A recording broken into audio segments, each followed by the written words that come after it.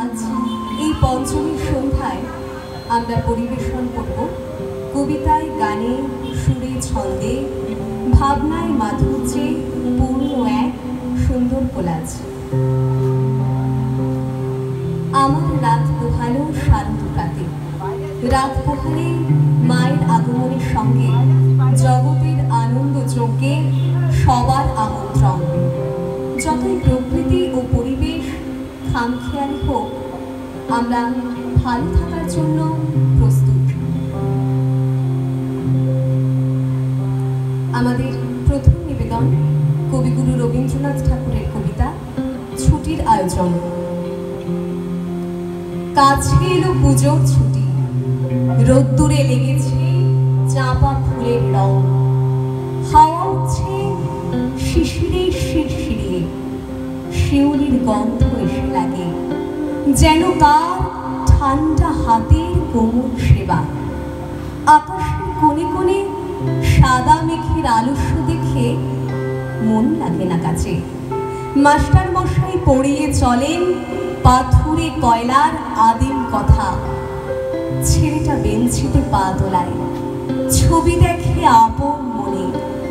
কমল দিঘির ফাটল ধরা ঘাট আর ভঞ্জনের পাঁচিল ঘেঁষা আতা গাছের ফলে ভরা ডাল।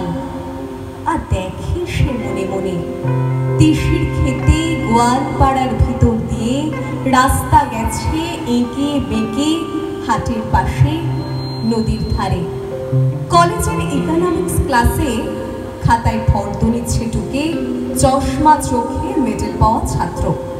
হালের লেখা কোন উপন্যাস কিনতে হবে, ধারে মিলবে কোন দোকানে। মনে রেখো পাড়ের শাড়ি, সোনায় জড়ানো শাখা, দিল্লির কাজ করা লাল মখমলের চটি।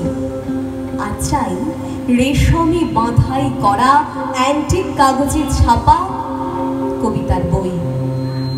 এখনো তার নাম মনে পড়ছে না। ভবানীপুরের তেতালা বাড়িতে আলাপ চলছে সরু মোটা গলায়।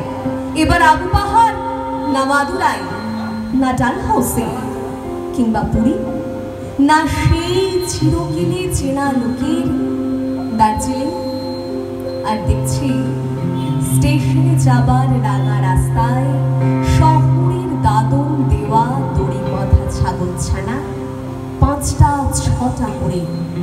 তাদের নিষ্ফল কান্নার স্বর ছড়িয়ে পড়ে কাশের ঝালর দোলা শরতের শান্ত আকাশে। কেমন করে বুঝেছে তারা এলো তাদের পূজার ছুটির দিন।